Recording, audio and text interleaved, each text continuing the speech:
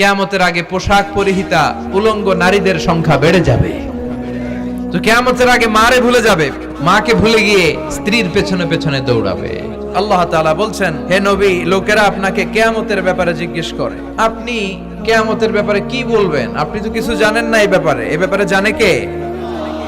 বিশ্বনবী যখন মক্কার জমিনে কিয়ামতের ব্যাপারে বারবার মক্কার লোকদেরকে সাবধান করতে শুরু করলো যে এই দিন না, আরো দিন, এই দিনটাই দিন নয়, বিশাল একটা জগৎ পড়ে আছে, সেটা শুরু হবে কিয়ামত দিয়ে, সব লন্ডভন্ড হয়ে যাবে।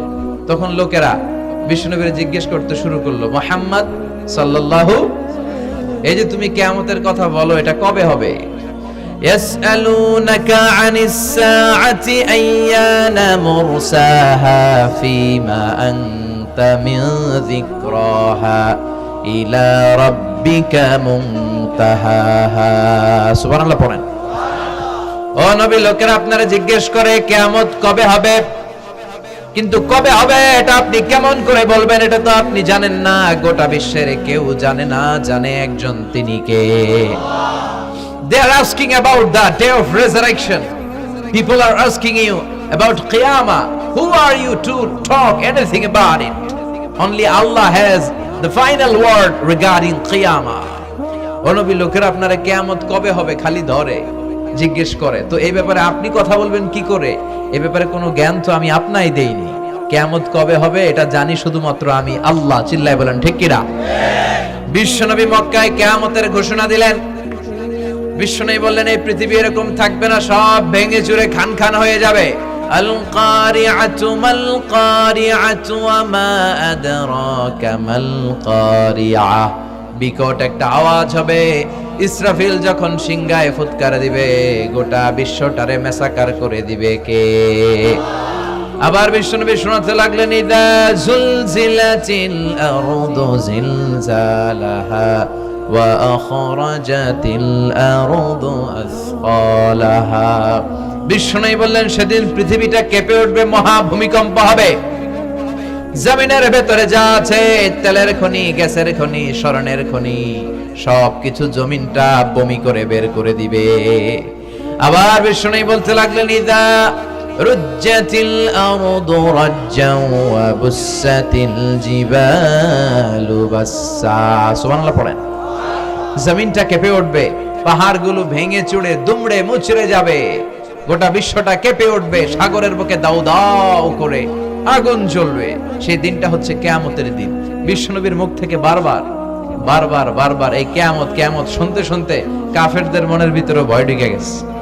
কাফেররা মনে মনে কয়, এই মুহাম্মদ তো কোনোদিন মিথ্যা কথা বলতে শুনি নাই। শুনছে? বিশ্বনবী ওনার পুরো জীবনে একটি মিথ্যা কথা বলেছেন, একটি অসত্য কথাও তিনি বলেছেন। ওদের মনের ভিতরে ভয় ঢুকে গেছে, কিরে মুহাম্মদ যা বলে তাই তো হয়।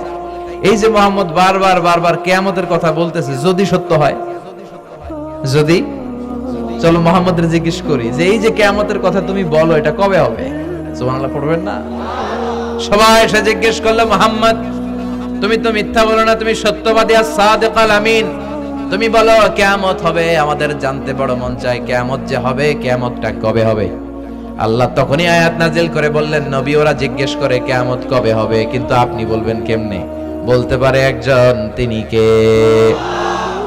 ইন্নাস সাআতা লাআতিয়াতুন লা রাইবা ফিহা ওয়ালাকিন্না আকসারান নাসি লা ইউমিনুন। আল্লাহ বললেন কিয়ামতটা হবেই হবে, এতে কোনো সন্দেহ নাই। সন্দেহ আছে নাকি? এটা কিন্তু ঈমানের সাথে সম্পৃক্ত। কিয়ামত যে হবে, আমাদের কারো সন্দেহ আছে? কারো সন্দেহ নাই। কারো কি এমন ক্ষমতা আছে যে কিয়ামতকে আটকায় দিবে?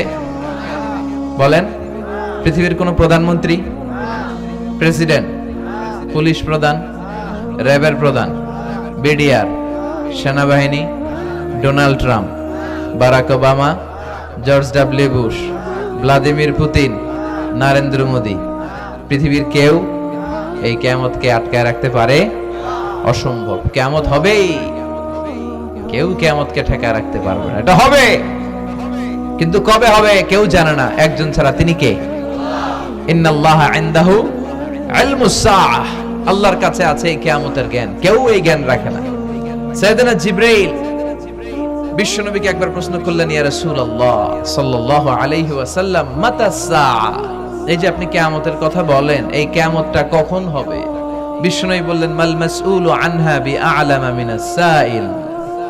ও জিবরাইল, তুমি যেমনি জানো না আমিও জানি না। সুবহানাল্লাহ পড়ে। যারা জিজ্ঞেস করা হয়েছে সে জিজ্ঞাসাকারীর চেয়ে ভালো জানে না, মানে তোমার যা দশা আমারও একই দশা, তুমিও জানো না আমিও জানি না, তো জানে কে? আবার এক সাহাবী বললেন, ইয়া রাসূলুল্লাহ মাতা সাআ, কিয়ামত কবে হবে? বিশ্বনবী কোন উত্তর না দিয়ে আবার সাহাবীরে প্রশ্ন করলেন, বললেন, ওয়া মাযা আ'দাতা লিস-সাআ, কিয়ামত কবে হবে জানার জন্য পাগল হলে কেন? কিয়ামতের জন্য তুমি কি প্রস্তুত করে রেখেছো? সাহাবী বলে, মা আ'দাতু লাহা শাইআন ইয়া রাসূলুল্লাহ, ইয়া রাসূলুল্লাহ আমি কিয়ামতের জন্য কিছুই প্রস্তুত করতে পারি নাই, ইল্লা আন্নী উহিব্বুল্লাহ ওয়া রাসূলুহু, তবে একটা জিনিস আছে, সেটা কি? সেটা হচ্ছে আমি আল্লাহরে আর আল্লাহর রাসূলরে বড় ভালোবাসি। বিশ্বনবী বললেন, ফাইন্নাকা মা আমান আহবাবতা, তুমি তো ভালো জিনিসে জোগাড় করেছো, জেনে রাখো তুমি যাদেরকে ভালোবাসো কিয়ামতের দিন জান্নাতে ঢুকে কিয়ামতের পরে জান্নাতে তাদের সাথেই তুমি থাকবা। যার সাথে যার ভালোবাসা তার সাথেই তার জান্নাত। চিল্লায় বলেন ঠিক কি না? তাহলে বোঝা গেল এই কিয়ামত হবেই, এই কিয়ামতরে কেউ ঠেকায় রাখতে পারে না। আর কিয়ামত কবে হবে এটা কেউ জানেও না, এমনকি জিবরাইলও জানতেন না। সাইয়েদনা জিবরাইল, এমনকি বিশ্বনবী মুহাম্মদ রাসূলুল্লাহ সাল্লাল্লাহু আলাইহি ওয়াসাল্লামও জানতেন না, জানে শুধু একজন, তিনি কে? কিন্তু অনেকে দেখবেন ইদানিং কালে বলে ফেলে যে অমুক সালে কিয়ামত। এটা বলার ক্ষমতা আপনারে দিয়েছে কে? এটা তো মিনাল উমুর আল গায়বিয়াত, অদৃশ্যের খবর। অদৃশ্যের খবর তো কেউ জানে না, কে জানে? অদৃশ্যের খবরের ব্যাপারে কিছু বলতে চাওয়া মানে অদৃশ্যের ব্যাপারে হস্তক্ষেপ করা, এটা কুফরি। এজন্য কিয়ামত কবে হবে এক্সাক্ট টাইম এটা আল্লাহ জানেন, বিশ্বনবীও জানতেন না। তবে বিশ্বনবী কিয়ামতের কিছু আলামত আমাদের সাথে শেয়ার করেছেন। হাদিসের পরতে পরতে, হাদিসের প্রামাণ্য কিতাবগুলোতে যখন আপনি পড়বেন, চ্যাপ্টারগুলোতে পড়বেন, বিভিন্ন জায়গায়, বিভিন্ন নসিহাতে, বিভিন্ন আলোচনায় বিশ্বনবী মুহাম্মদ রাসূলুল্লাহ তিনি বর্ণনা করেছেন যে কিয়ামতের আগ দিয়ে গোটা বিশ্বের, গোটা পৃথিবীর সামাজিক অবস্থা, রাষ্ট্রীয় অবস্থা, পারিবারিক অবস্থা এরকম হবে। কি কি আলামত বিশ্বনবী বলে গেলেন আমাদের জানার দরকার আছে না নাই? আমরাও কিন্তু অবাক করা কোনো কাণ্ড দেখলে বলে ফেলি এটা কিয়ামতের আলামত। আমরা যদি বেহায়াপনা দেখি, বিশেষ করে ধর্মপ্রাণ মুরব্বী যারা আছে, এরা বেহায়াপনা দেখলে সহ্য করতে পারে না, এরা বলে এগুলো কিয়ামতের আলামত। আছে না নাই? কিয়ামতের আলামত। আমি এরকম দেখেছি যে একটা সন্তান মায়ের পেট থেকে ভূমিষ্ঠ হয়েছে, কিন্তু ওই সন্তানের মাথা দুইটা। তো এগুলো দেখলে আমরা কি বলি? কিয়ামতের আলামত। কিন্তু বিশ্বনবী কিয়ামতের আলামতের ব্যাপারে কি বললেন, আমাদের কি শোনালেন, জানতে মনে চায়? কথা বলেন, শুনতে মনে চায়? আসেন আজকের এই চমৎকার রজনীতে কিয়ামতের আলামতের ব্যাপারে, আলামাতুল কিয়ামা, আশরাতুস সাআ, আস-সুগরা ওয়াল কুবরা, এগুলো আমরা জানার চেষ্টা করি। আপনি বিশ্বনবীর মুখনিসৃত এই বাণীগুলো যদি শোনেন যে কিয়ামতের আলামতের ব্যাপারে বিশ্বনবী কি বলেছে, শুনলে আপনার গা শিহরিয়ে উঠবে। আপনার মনে হবে বিশ্বনবী যেন এই একবিংশ শতাব্দীর দিকে তাকিয়ে তাকিয়ে বলে গিয়েছিলেন। মনে হবে যেন বিশ্বনবী বাংলাদেশের এই পরিবেশটা দেখে দেখে বলেছেন। প্রায় প্রতিটাই আমাদের সমাজের সাথে, আমাদের দেশের সাথে, আমাদের পরিবেশের সাথে খাপ খেয়ে যায়। কিয়ামতের আলামতগুলো দুই ভাগে বিভক্ত। একটু আওয়াজ করে উত্তর দিতে হবে, কয় ভাগ? একটা ছোট আলামত আর একটা বড় আলামত। চিল্লায় বলেন একটা, আরেকটা, আবার বলেন একটা, আরেকটা। বড় আলামত মোট 10টা। কয়টা? আল্লাহর মেহেরবানি 10টার একটাও প্রকাশ পায় নাই, একটাও প্রকাশ পায় নাই। কিন্তু কিয়ামতের ছোট আলামতগুলো অনেকগুলো আলামত, 30, 40, 35 এরকম হয়ে যাবে। এই ছোট আলামতগুলোর বেশিরভাগই আমাদের সমাজে প্রকাশিত হতে শুরু করেছে। যেগুলো হয় নাই এগুলো হওয়ার পথে, বেশিরভাগ সমাজে প্রকাশ পেয়ে গিয়েছে। আশরাতুস সাআ, আস-সুগরা ওয়াল কুবরা। আমরা আজকে কিয়ামতের ছোট আলামত, the minor signs of the day of judgement, কিয়ামত আসার আগ দিয়ে কি কি ছোট আলামত আমাদের সমাজে দেখা যাবে, এগুলো নিয়ে আমরা কিছু কথা শুনবো। আওয়াজ করে পড়েন ইনশাআল্লাহ। উদ্দেশ্য হচ্ছে এগুলো জেনে আমরা সচেতন হব। কি হব? আমরা আখিরাতের ব্যাপারে সচেতন হব। এবং নিজেদেরকে গড়ব এবং আমলের পরিমাণ এমন ভাবে বাড়াবো যাতে আমাদের আখিরাতটা সুন্দর হয়, ঠিক কিনা? অনেকেরই এই ইখলাস জিনিসটার খুব অভাব, এটা নাই, এটার ঘাটতি। আমরা আল্লাহর কাছে কামনা করি, আল্লাহ তুমি আমাদের হৃদয় ইখলাস দিয়ে পরিপূর্ণ করো। আল্লাহুম্মা রযুকনা ইখলাস, আল্লাহ তুমি আমাদেরকে ইখলাসকে রিজিক হিসেবে দাও। এই ইখলাসের নামে কোরআনে একটা সূরা আছে না নাই? সূরার নাম কি? কুল হুয়াল্লাহু আল্লাহুস লাম ইয়ালিদ ওয়া লাম ইয়াকুল লাহু। এখানে আল্লাহ তাওহীদের কথা বলেছেন, ইখলাসের কথা বলেছেন। এজন্য আমরা যেন ইখলাসের সাথে শুনি, ইখলাসের সাথে আমল করি। আল্লাহ তুমি তৌফিক দাও। বিশ্বনবী কিয়ামতের ছোট আলামতের ব্যাপারে যা যা বললেন সেগুলো যদি আমরা ধারাবাহিকভাবে শুনতে চাই, তাহলে প্রথমেই যে আলামতটার কথা বলতে হবে সেটা হচ্ছে বিআসাতু রাসূলিল্লাহি সাল্লাল্লাহু আলাইহি ওয়াসাল্লাম। বিশ্বনবীর এই পৃথিবীতে, এই ধরাতে আগমনটাই হচ্ছে কিয়ামতের সর্বপ্রথম আলামত। সুবহানাল্লাহ কইতে পারলেন না? বিশ্বনবীর আগমন পৃথিবীতে হয়েছে কি হয় নাই? কথা বলেন। বিশ্বনবী যে আসছেন আবার চলে গেছেন, বিশ্বনবীর এই আগমনটা হয়ে গিয়েছে পৃথিবীতে কয় বছর চলে গেল? প্রায় 1400-1500 বছর চলে গেল, এখনো কিয়ামত হয় নাই। সুবহানাল্লাহ পড়েন। বিশ্বনবী বলতেন বুইস্তু আনা ওয়া সাআতু কাহাতাইন, আমি এবং কিয়ামত এইভাবে পিঠাপিঠি হয়ে নাজিল হয়েছে। এই আঙ্গুল থেকে এই আঙ্গুলের মাঝখানে যেমনি তেমন কোনো ব্যবধান নাই, আমি বিশ্বনবী আর কিয়ামতের মাঝখানেও তেমন কোনো ব্যবধান নাই। বিশ্বনবী সাহাবাদেরকে বুঝাতে যে প্রায় এরকম আঙ্গুল ব্যবহার করতেন, ইশারা দিতেন, আঁকা ঝোঁকা করতেন। এখন আধুনিক শিক্ষা পদ্ধতিতে এগুলো ব্যবহার হতে শুরু হয়েছে। এগুলো সব বিশ্বনবীর মেথোডোলজি। সুবহানাল্লাহ পড়বেন না? বিশ্বনবী আবার আরেক জায়গায় বলেছিলেন আনা ওয়া কাফিলুল ইয়াতীমি কাহাতাইন, আমার আঙ্গুলের দিকে দেখতেছেন? হ্যাঁ, আনা ওয়া কাফিলুল ইয়াতীমি কাহাতাইন, আমি আর ইয়াতীমের রক্ষণাবেক্ষণকারী জান্নাতে এরকম কাছাকাছি থাকবো। এই দুই আঙ্গুল যেমনি কাছাকাছি, আমি আর এতিমের রক্ষণাবেক্ষণকারী এরকম জান্নাতে থাকবো কাছাকাছি। আমরা এখন রক্ষণাবেক্ষণ করব কি? এতিমের সম্পদ লুণ্ঠনের ক্ষেত্রে আমরা 1 নাম্বার। চিল্লা এখন ঠিক কিনা? এতিমের মাথায় হাত বুলিয়ে দিলে আল্লাহ খুশি হয়ে যায়। এতিমদেরকে ভালোবাসলে আল্লাহ তারে ভালোবাসে। এতিমের জন্য দান সদকা করলে তার মর্যাদা বাড়ায় দেয় কে? আমাদের এলাকাগুলোতে এতিমখানা নাই? আমাদের সমাজে এতিম আছে না নাই? তার বাবা নাই, তার মা নাই, এতিম। আপনি তার ঘরে খাবার পৌঁছে দেন, আপনার আব্বার কবরটারে জান্নাতে টুকরা বানায় দিবে কে? ইয়াতিম মিসকিনদেরকে সহায়তা করবেন, দান সদকা ওইখানে করবেন। ওইদিকে টাকা না দিয়ে মাজারে যে টাকা দেয় এরকম লোক আছে না নাই? মাজারে টাকা দেওয়া যাবে অপ্রয়োজনে? মাজারে কেন টাকা দিবেন? ওখানে একজন লোক শুয়ে আছে, পড়ে আছে, ওনার টাকা লাগবে? টাকা লাগবে আমগো জীবিত যারা আছে আমাদের। কথা কন। গরিব, দুস্থ, সুবিধা বঞ্চিত মানুষ যারা আছে তাদের টাকা লাগবে। এজন্য মাজারে যে মানত করা যাবে, মানত করতে হবে একজনের নামে। চিৎকার করে বলেন চিনি কে? অনেকে দেখবেন মাজারে যে মোমবাতি দিয়ে আসে, আগরবাতি দিয়ে আসে, হ্যাঁ, কাপড় দিয়ে আসে, ছাগল দিয়ে আসে, মুরগি দিয়ে আসে, গরু দিয়ে আসে, আছে না নাই? দেখবেন মাজারে আবার মশারিও দিয়ে রাখে, আছে না নাই? যিনি শুয়ে আছে ওনার কি মশায় কামড়ায়? তো উনি যদি মশার কামড় থেকে নিজের বাঁচাইতে না পারে, উনি আমগরে বাঁচাবে কি? কথা বলেন। আবার দেখবেন অনেক ড্রাইভার অনেক মাজারের পাশ দিয়ে যখন যায় সে গাড়ি স্লো করে ফেলে। ড্রাইভারকে জিজ্ঞেস করেন যে তুমি স্লো করলা কেন? সে বলে এখানে বাবার মাজার, বাবা অনেক গরম। গাড়ি উল্টায় দিবার পারে। কি করতে পারে? আচ্ছা, গাড়ি উল্টালে কি হয়? দুর্ঘটনা হয়, মানুষ মারা যায়। যারা মানুষ মারে এরা কি বাবা নাকি ডাকাত? তো এ কেমন আল্লাহর ওলি, সে মানুষ মেরে ফেলে। আপনি একটু আকল খাটালে আপনি বুঝতে পারবেন যে এগুলোর সাথে ইসলামের কোনো সম্পর্ক নাই। ইসলাম শিখায় চাইতে হবে একজনের কাছে। ইদা সাআলতা ফাসআলিল্লাহ, ফরিয়াদ করবা তো কার কাছে করব? চাইতে হবে কার কাছে? ছেলে চান কে দিবে? মেয়ে চান কে দিবে? ছেলে মেয়ে দুইটা চান কে দিবে? ব্যবসায় সফল হতে চান কে দিবে? জান্নাতি হতে চান কে দিবে? আল্লাহ ছাড়া কেউ কিছু দিতে পারে? বিশ্বনবী মুহাম্মদ রাসূলুল্লাহ সাল্লাল্লাহু আলাইহি সাল্লাম কি আমাদের কিছু দিতে পারে? এজন্য ওনার কবরে যেও চাওয়া যায় না, ওনারে সালাম দেওয়া যায়।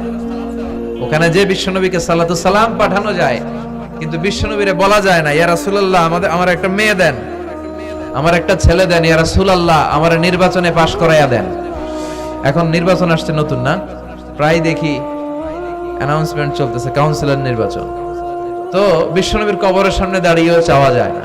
তো বিশ্বনবীর কবরের সামনে দাঁড়িয়ে কিছু চাইলে সৌদি পুলিশ হাতের মধ্যে লাঠি দিয়ে বাড়ি মারে, দাঁড়াতেই দেয় না। যে এখানে কি চাও তুমি, সামনে কেবলা, কেবলামুখী হও। এই বিশ্বনবী যার কাছে যাইতেন তার কাছে যাও, তিনি ছাড়া কিচ্ছু করার ক্ষমতা গোটা বিশ্বে কারো নাই। আল্লাহর ধনভাণ্ডার কত বিশাল, তিনি আমাদের সবাইকে যদি জান্নাতুল ফেরদাউস দিয়ে দেয়, ওনার জান্নাতের মধ্যে ঠেলাঠেলি হবে তো না? কথা কন। বিশ্বনবী 8টা জান্নাতের যে স্টেজ, এই 8টার সবগুলাই থাকবে না, উনি থাকবে জান্নাতুল ফেরদাউস। নবী থাকবে একটাই, আমরা আরেকটাই। এটা সম্ভব? অন্য কোন জান্নাত দিয়ে আমাদের বুঝ দেওয়া যাবে?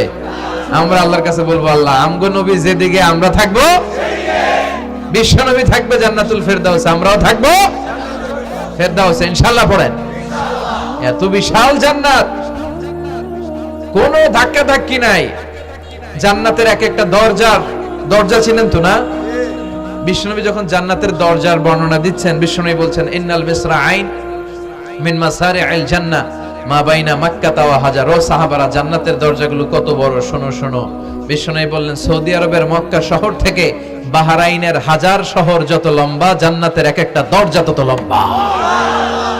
তার মানে এক এক ধাক্কায় কয়েকশো কোটি লোক জান্নাতে ঢুকে যাবে। তো ওই জান্নাতে আমরা সবাই যদি ফেরদাউসে থাকি, আল্লাহর কোনো ঘাটতি আছে? ওই আল্লাহরে থইয়া মাজারে যায়, ওই আল্লাহরে না ডেকে বাবারে ডাকে, ওই আল্লাহর কাছে না যেয়ে মাজারে যেয়ে লাল সালু দিয়ে আসে। দেখবেন যে লোকটা মাজারে মশারি দেয়, ওর বাবের ডেঙ্গু রোগ, ওর মারে মশাই কামড়ায়, ওর বাবারে মশাই কামড়ায়। বাপ মার কাছে যায় না। বাপ মা যে কত বড় পীর সাহেব, গোটা বিশ্বের পীর সাহেবরা যদি একটা দোয়া করে আর বাবা মা যদি আরেক পাশে দোয়া করে, বাবা মার দোয়া আগে আগে কবুল হয়ে যাবে। এজন্য চাইতে হবে একজনের কাছে, তিনি কে? বিশ্বনবী যখন বুঝাতেন, মাঝে মাঝে হাতের ইশারায় বুঝাতেন। সুবহানাল্লাহ পড়েন। বিশ্বনবী যখন বুঝাতেন, মাঝে মাঝে প্রশ্ন করে বুঝাতেন, মাঝে মাঝে প্রশ্ন করে বুঝাতেন। He used to throw question to the audience. শ্রোতাদেরকে প্রশ্ন ছুড়ে দিতেন। প্রশ্ন ছুড়ে দিলে কি লাভ জানেন? শ্রোতারা ভাবতে শুরু করে উত্তরটা কি। যখন উত্তরটা করতে পারে না, তখন বিশ্বনবী উত্তর বলে দিতেন। যখন উত্তর করতে যে ঠেকে যায় একটা ঠেকা ঠেকা ভাব, তখন যখন উত্তরটা জানা হয়, ওই উত্তর আর ভোলা হয় না। কথা বলেন। বিশ্বনবী সাহাবাদেরকে প্রশ্ন করলেন, ইন্না মিনাশ শাজারাতি শাজারাতুন লা ইয়াসখুতু ওয়ারাকুহা। ও সাহাবারা, গাছের মধ্যে, বৃক্ষলতার মধ্যে এমন একটা বৃক্ষ আছে, এমন একটা গাছ আছে, যেই গাছের কোনো পাতা ঝরে না। মাসালুহা কামাসালুল মুমিন। ওই গাছের দৃষ্টান্ত মুমিনের দৃষ্টান্তের মতো। বলো তো, হাদিসুনি মা হিয়া, দেখি তোমরা পারো কিনা ওই গাছটা কি? কেউ পারে না। কেউ বলে ওই গাছ, কেউ বলে মরুভূমির ওই ক্যাকটাস গাছ, কেউ বলে ওই গুলমলতা, কেউ বলে ওইটা, কেউ বলতে পারে না। বিষ্ণু বললেন কারোটা হয়নি। ইন্নাহা নাখলা, এটা হলো খেজুর গাছ। সাহাবারা ভাবসারে খেজুর গাছ তো প্রত্যেক ঘরের পিছনে পিছনে, এটা ধরছে নাকি? ধরলে তো কঠিনটাই ধরবে। এজন্য সাহাবাদের প্রত্যেক বাড়ির পাশে খেজুর গাছ। ওইদিকে মন যায় না, মন গেছে দূরে, দেখি তো কোন গাছ, খুঁজে পায় না। সুবহানাল্লাহ পড়েন। এই যে বিশ্বনবীর শিখানোর পদ্ধতি, education system, how to teach the children, আপনি ছাত্রদেরকে কিভাবে পড়াবেন, এটা বিশ্বনবী হাতে কলমে আমাদেরকে শিখিয়ে গিয়েছে। ওই মজলিসে আব্দুল্লাহ ইবনে উমর রাদিয়াল্লাহু আনহু আর ওনার বাবা ওমরে ফারুক দুইজনই উপস্থিত ছিলেন। বাড়িতে যাওয়ার পরে ছোট্ট আব্দুল্লাহ ইবনে উমর সাইয়েদনা ওমরে ফারুককে বলেন, আব্বা, বিশ্বনবী যে আজকে প্রশ্নটা করছিল, আমি কিন্তু উত্তর জানতাম। সুবহানাল্লাহ কইবেন না? ওমরে ফারুক বললেন, বলো কি, তুমি জানতা যেটা খেজুর গাছ? আব্দুল্লাহ ইবনে উমর বলে, নাআম ইয়া আবি, হ্যাঁ আমি জানতাম। তো বললা না কেন? তুমি যদি আজকে উত্তর দিতে পারতা, তাহলে আরবরা লাল কপালের উট পেলে অনেক খুশি হয়ে যায়। তিনি বললেন, লাল চাঁদওয়ালা উট পেলে মানুষ যেরকম খুশি হয়, আজকে তো আমি অত খুশি হইতাম, বিশ্বনবীর সামনে আমার বুকটা এত বড় হয়ে যেত যে আমার ছেলে উত্তর করতে পেরেছে। আব্দুল্লাহ ইবনে উমর বললেন, আপনি আমার আব্বা, আশেপাশে চাচারা কেউ পারে না, আমি কেমনে কই? সুবহানাল্লাহ কইবেন না? দেখেন বিশ্বনবীর শিখানোর কত চমৎকার পদ্ধতি। তো সে পদ্ধতির অংশ হিসেবে বিশ্বনবী এরকম আঙ্গুল দিয়ে ইঙ্গিত করতেন আর বলতেন, আনা ওয়া কাফিলুল ইয়াতীমি কাহাতাইন, আমি এবং ইয়াতীমের যত্ন যারা করে তারা জান্নাতে একসাথে এইভাবে থাকবে। আবার কিয়ামতের বর্ণনা দিতে যে বিশ্বনবী বললেন, আনা ওয়া সাআতু কাহাতাইন, আমি আর কিয়ামত এরকম পিঠাপিঠি, আমার আর এই দুইটা আঙ্গুলের মাঝখানে যেমনি তেমন ব্যবধান নাই, আমি আর কিয়ামতের মাঝখানেও তেমন ব্যবধান নাই। চিল্লায় পড়েন আল্লাহু আকবার। তাহলে বিশ্বনবীর ঘোষণা অনুযায়ী কিয়ামতের প্রথম আলামত হচ্ছে বিশ্বনবীর স্বয়ং আগমন। এটা হয়েছে কি হয় নাই?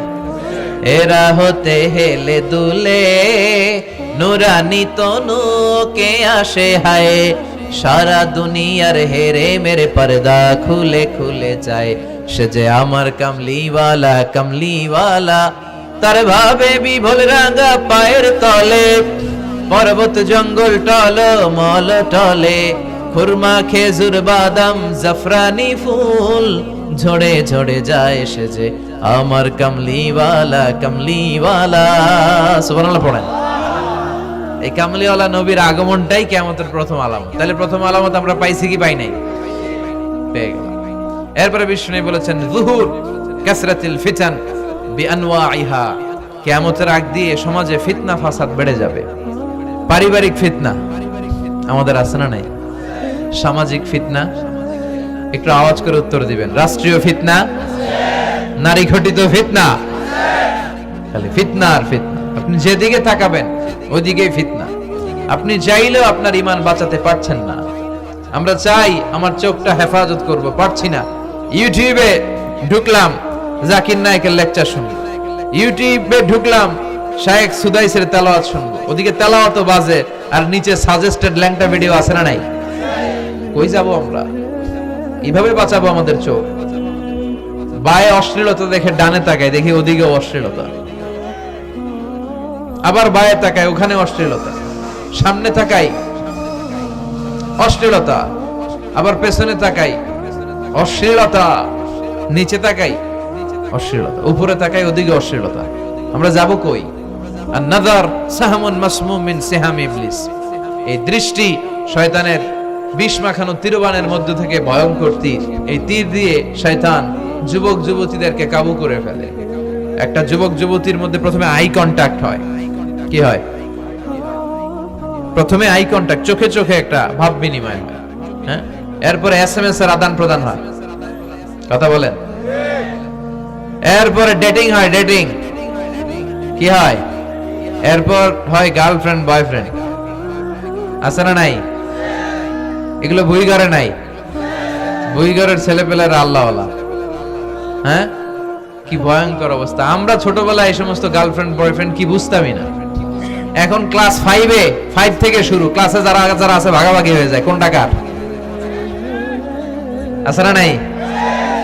কয় এইটা আমার, মানে আমার ফ্রেন্ড, এটা আমার এই কি ফ্রেন্ড, গার্লফ্রেন্ড, এটা আমার গার্লফ্রেন্ড, তো এটা তোর গার্লফ্রেন্ড, আছে না নাই? আবার এটারে সংক্ষেপ করছে, কয় জিএফ। কি কয়? তোমাদের এগুলা নাই তো? হ্যাঁ আছে, অর্ধেক কয় আছে, অর্ধেক কয় নাই। খুব চালাক এরা। প্রিয় ভাইয়েরা, এগুলো আমাদের সংস্কৃতি নয়। বিবাহ বহির্ভূত যে কোনো ধরনের নারী পুরুষের সম্পর্ককে হারাম করেছে কে? আসুন আমরা বিয়েটাকে সহজ করি, আর্লি ম্যারেজ ক্যাম্পেইন করি। আর কত বলবো? যতদিন বেঁচে থাকি বলবো, বিয়েটারে সহজ করে দেন। ছেলের বাবা যারা আছেন, মেয়ের বাবা যারা আছেন, বিয়েটা সহজ করে দেন। তা না হলে এই যে 14ই ফেব্রুয়ারি গুলো যায়, আছে না নাই? কি নাম, কি বিশ্ব বেহায়া, আহা, এগুলো আগে ছিল না। এগুলো সব কিয়ামতের আলামত। চিল্লা এখন ঠিক কিনা? এই দিবসগুলোতে আপনার উঠতি বয়সের তরুণী মেয়ে, আপনার ছেলে যে পাপগুলো করে বিয়ে না করার কারণে, এই পাপগুলোর একটা পার্সেন্টেজ গুনাহ আপনার আমলনামায় আছে না নাই? এজন্য খবরদার, বাবা মা যারা আছেন, ছেলে মেয়েদেরকে সময় মতো বিয়ে করিয়ে দেন। আমাদের দেশে বিয়ে অনেক সময় অনেক দেরি হয়ে যায়, বিশেষ করে ছেলেদের দেরি হয়ে যায়। বলে তুই নিজের পায়ে দাঁড়া। তো এতদিন ও কার পায়ে দাঁড়াইছে? ও তো নিজের পায়ে দাঁড়িয়েছে, একটু সহযোগিতা করেন না আপনি। বিয়েটা সহজ করে দেন, বিয়ের চেয়ে ভালো কাজ পৃথিবীতে নাই। হ্যাঁ, ইয়াং পোলাপানরা অনেক খুশি হয়ে গেছে। হ্যাঁ, বিয়ে করবে তোমরা, বিয়ে বহির্ভূত জিএফ বিএফ এর দরকার আমাদের নাই। চিল্লায় বলেন ঠিক কিনা? ইসলামের ইমেজকে, আমাদের মোরালিটি, আমাদের এথিক্যাল স্ট্যান্ডিং পয়েন্ট যেখানেই নষ্ট হবে ওগুলোর বিরুদ্ধে আমাদেরকে সোচ্চার হতে হবে। এই নৈতিকতার অবক্ষয় হতে হতে এমন পর্যায়ে ঠেকেছে বাংলাদেশটা এখন জাহান্নামের টুকরা হয়ে গিয়েছে। এখন মেডিকেলের ডাস্টবিনে ছোট্ট ছোট্ট নবজাতক বাচ্চার লাশ পাওয়া যায়। এগুলো সব 14ই ফেব্রুয়ারি পালনের ফসল। এগুলোর সাথে মুসলমানদের কোনো সম্পর্ক থাকতে পারে না। এগুলো ইসলামের সাথে কোনো সম্পর্ক নাই। এগুলো হচ্ছে পাশ্চাত্য থেকে আমদানি করা, পার্শ্ববর্তী দেশ ভারত থেকে আমদানি করা। আমাদেরকে যে ইসলামের সুশীতল বাণী বিশ্বনবী শিখিয়েছেন, আমাদের জানিয়েছেন, দ্যাটস এনাফ ফর আস, এটাই আমাদের জন্য যথেষ্ট। এজন্য এই যুগটা হচ্ছে, বিশ্বনবী বললেন, ফিতনার যুগ। আখিরি জামানায় জ্বলন্ত আগুনের কয়লা নিয়ে হাতে রাখাটা সহজ হয়ে যাবে, কিন্তু ঈমান নিয়ে টিকে থাকা কঠিন হয়ে যাবে। আপনি চাইলেও ভালো থাকতে পারবেন না, আপনি হকের কথা চাইলেও বলতে পারবেন না। ঝুঁকি আছে না নাই? ঘুম আছে না নাই? ক্রস ফায়ার আছে না নাই? কিন্তু এই হকের রাস্তা আমরা ছাড়বো না। বিশ্বনবী বললেন, ফিতনা বেড়ে যাবে। আপনি হক হালাল মেনটেন করতে চান কিন্তু পারবেন না। আপনি ঘুষ খাবেন না, কি হবে? টেবিলের নিচ দিয়া ঘুষ, উপর দিয়া ঘুষ, সব জায়গায় ঘুষ। আপনার পাশে যে চাকরি করে সে খায় ঘুষ, ও খায় ঘুষ, নিচের কর্মচারী খায় ঘুষ, উপরের বসও খায় ঘুষ। কথা বলেন, আপনি চাইলেও পারছেন না। এজন্য বিশ্বনবী সবসময় দোয়া করতেন, আল্লাহ ফিতনা থেকে আমাদেরকে বাঁচাও। বিশ্বনবী পড়তেন, আল্লাহুম্মা ইন্না নাউযু বিকা মিনাল ফিতান মা যাহারা মিনহা মা বাচান। হে আল্লাহ, প্রকাশ্য অপ্রকাশ্য সব ফিতনা থেকে তুমি আমাদেরকে বাঁচাও। চিল্লায় পড়েন আমিন। আওয়াজ করে আমার সাথে পড়েন, আল্লাহুম্মা ইন্না নাউযু বিকা মিনাল ফিতান মা যাহারা মিনহা ওয়া মা বাতান। এর মানে হচ্ছে, হে আল্লাহ, প্রকাশ্য অপ্রকাশ্য, দেখা যায় দেখা যায় না, এরকম সব ফিতনা থেকে তুমি আমাদেরকে বাঁচাও।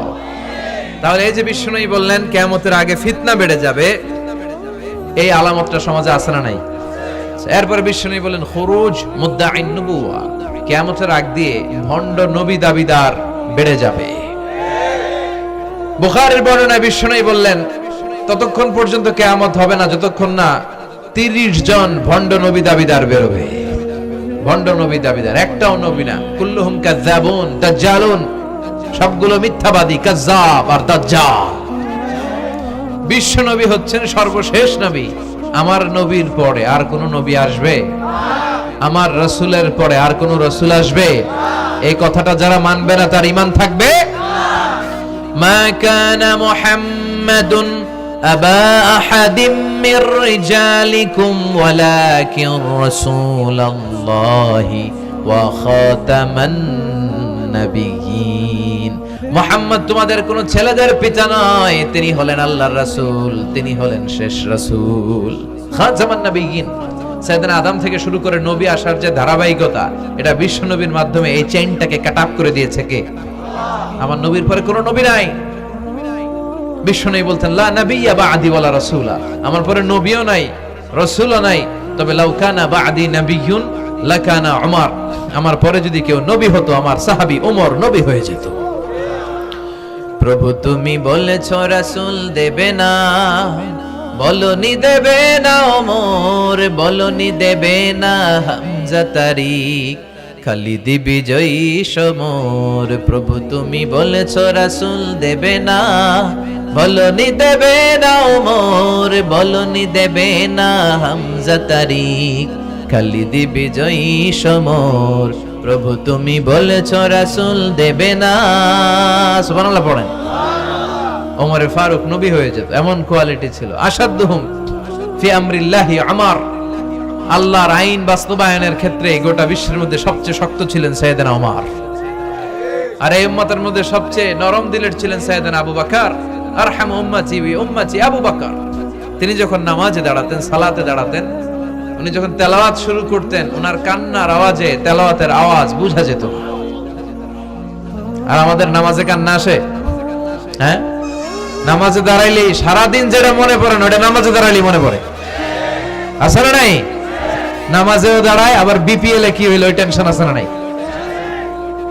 নামাজও পড়ে, আবার মাশরাফি কি আউট, এখন তো আবার উনি কি এমপি না, মাননীয় এমপি মাশরাফি।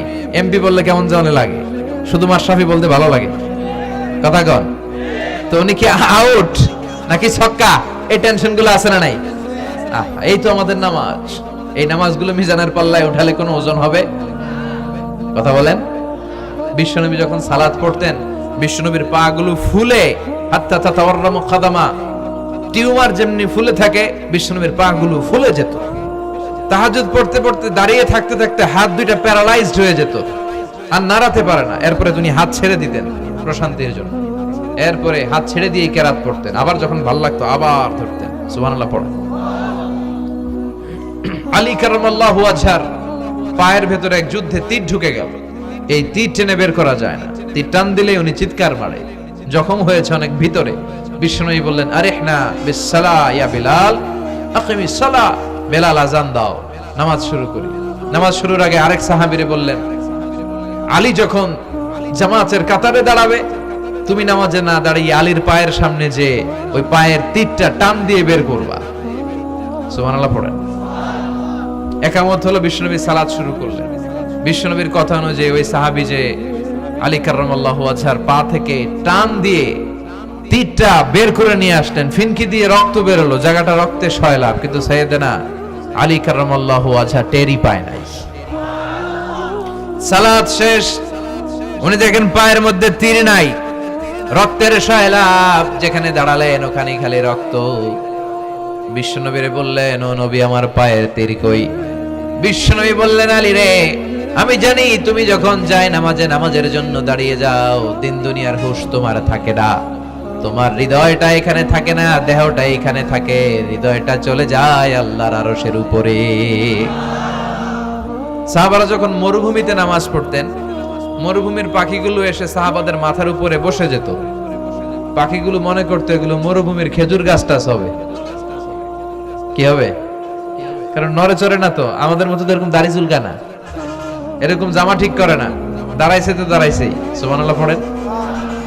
তো ইবাদতে এরকম আন্তরিকতা, একাগ্রতা দরকার আছে না নাই? বিশ্বনবীর পরে কোন নবী হবে না, কিন্তু বিশ্বনবী বললেন কিয়ামতের আগে এরকম অনেক ভণ্ড নবী দাবিদার বের হবে। বিশ্বনবীর সময়কালেই এক ভণ্ড নবী দাবিদার বের হয়েছিল, ওর নাম হচ্ছে মুসাইলামাতুল কাযযাব। এসে বলে, মুহাম্মদ আন-নবুওয়া নিসফুন লাকা ওয়া নিসফুন লি, তুমি একা নবী নও, নবুয়ত অর্ধেক তোমার অর্ধেক আমার, আমারটা আমারে বুঝায় দাও। বিশ্বনবী বললেন, তোরে বুঝায় দেব? আনতা লাস্তা মুসাইলামা ফাকাত, আনতা মুসাইলামাতুল কাযযাব, আজ থেকে তুই শুধু মুসাইলামা না, তুই ভণ্ড মুসাইলামা, তুই মিথ্যাবাদী মুসাইলামা। বিশ্বনবীর পরে এরকম আলজেরিয়াতে অনেক ভণ্ড নবী দাবিদার বের হয়েছে। এই যে ভারতবর্ষের ইন্ডিয়া পাকিস্তান, এখানে পাঞ্জাব একটা এলাকা আছে, নাম শুনছেন? গোলাম মির্জা গোলাম আহমদ কাদিয়ানি, এই বেয়াদবটাও নবুয়ত দাবি করেছে। নাউজুবিল্লাহ পড়তে পারলেন না? সে প্রথমে দাবি করছে আমি শেষ নবী,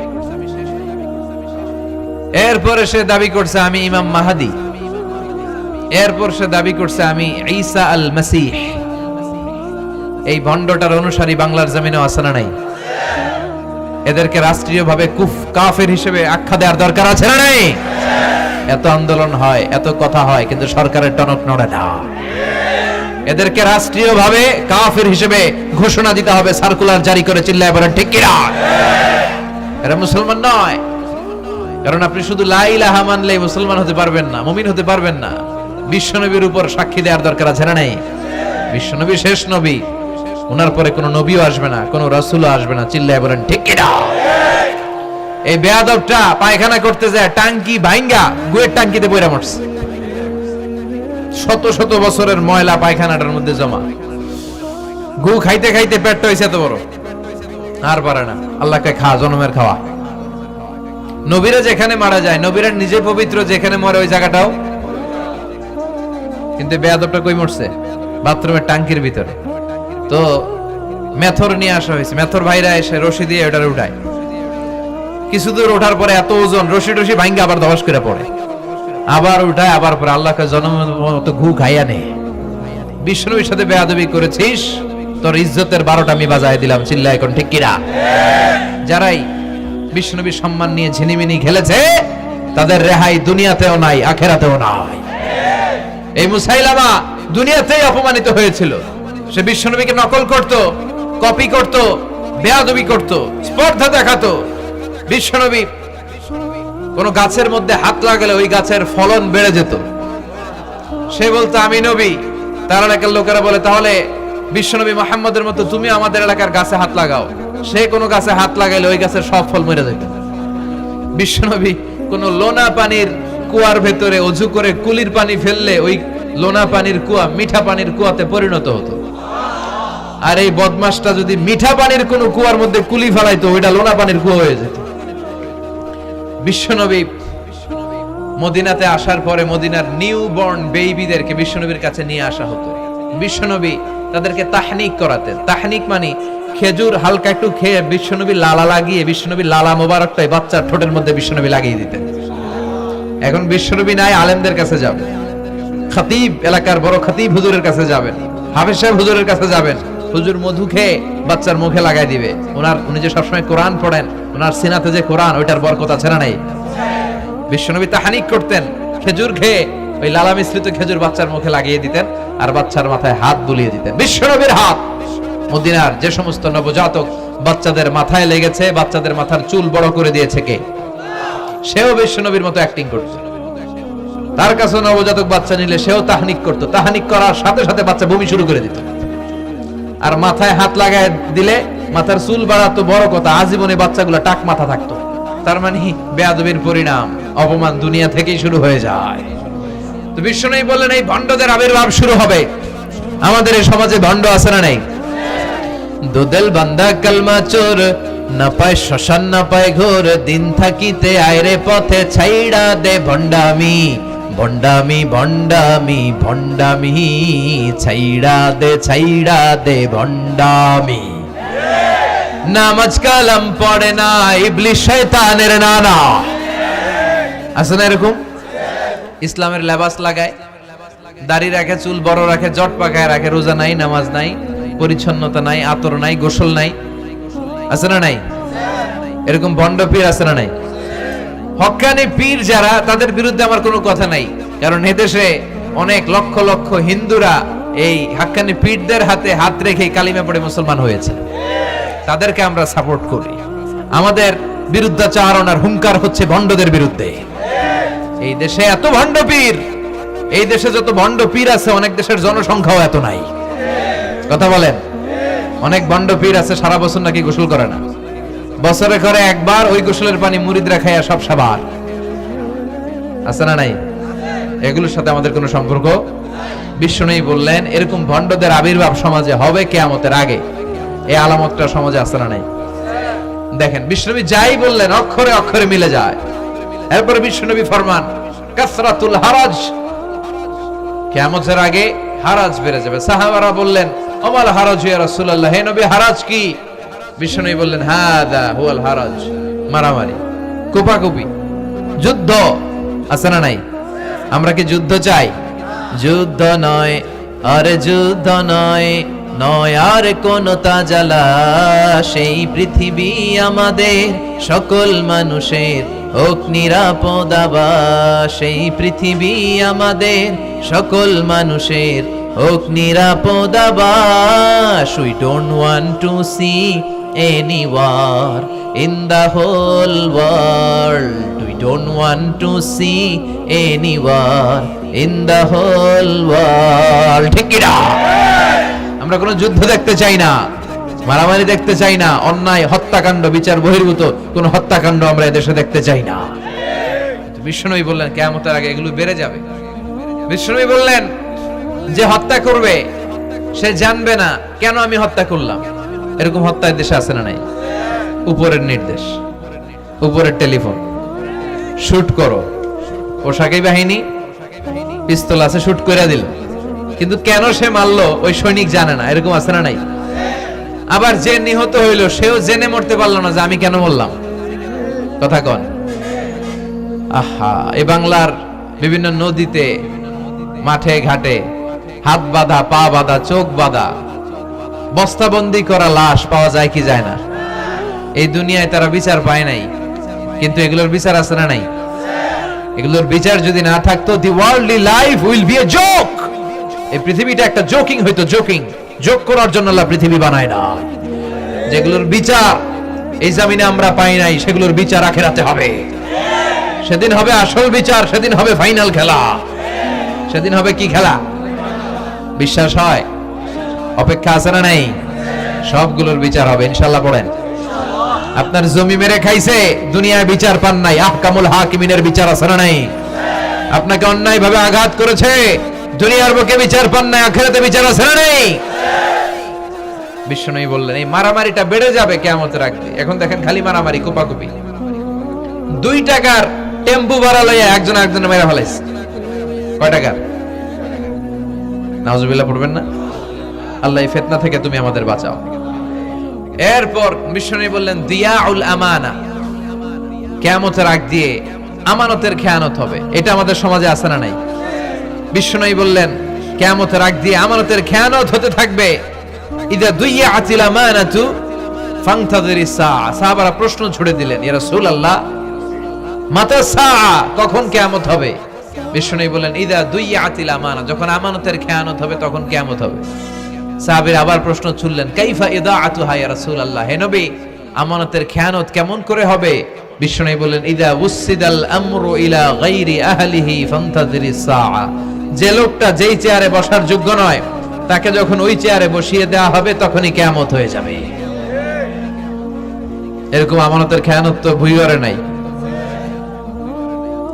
ধরেন একজনরে আপনারা প্রধান বক্তা হিসেবে দাওয়াত দিলেন, জানে না কোরআন, জানে না হাদিস, জানে না বক্তৃতা। এটা কিয়ামতের আলামত না? এটা আমানতের খেয়ানত না? এই দেশের শিশু বক্তা আছে না নাই? কথা কন। আহা, এদিকে আর কি মানুষ হয়েছে? শিশু বক্তা হইলে 3 গুণ হবে। বিল্ডিং টিল্ডিং ভাঙ্গা, প্যান্ডেল ম্যান্ডেল খুইল্লা, অবস্থা সারা। এত মানুষ ও যে কি বলে ও নিজেও জানে না, কি যে জানে না ওইটাই জানে না। সবকিছুর একটা বয়স আছে। তোমাকে পড়াশোনা করতে হবে, তোমাকে ডিগ্রি অর্জন করতে হবে, তোমাকে জানতে হবে, তোমাকে বিশ্লেষণ করার, অ্যানালাইসিস করার ক্ষমতা রাখতে হবে। ছোট বাচ্চা যদি মুরব্বির মতো কথা বলে আমরা এটার বেয়াদব বলি। আপনারা বই করে কি বলেন? বেয়াদব। পাশে খতিব সাহেব হুজুর, এখানে হাফেজ সাহেব হুজুর, এখানে ইমাম সাহেব হুজুর, এখানে কামিল মাদ্রাসার প্রিন্সিপাল, এখানে জগৎ বিখ্যাত মুহাদ্দিস, আর সে বেয়াদবের মতো পায়ের উপর পা তুলে আঙ্গুল নাড়িয়ে নাড়িয়ে কথা বলে। এটা কিয়ামতের আলামত। এগুলো বন্ধ করেন, এগুলোর সাথে ইসলামের সম্পর্ক নাই। যারা কোরআনের কথা জানে, যারা আলেম, তাদেরকে দাওয়াত করেন, জ্ঞান গর্ভ আলোচনা করবে, আপনার জীবনকে উজালা করে দিবে কে? কিন্তু লোক জড়ো করার জন্য এগুলো করে।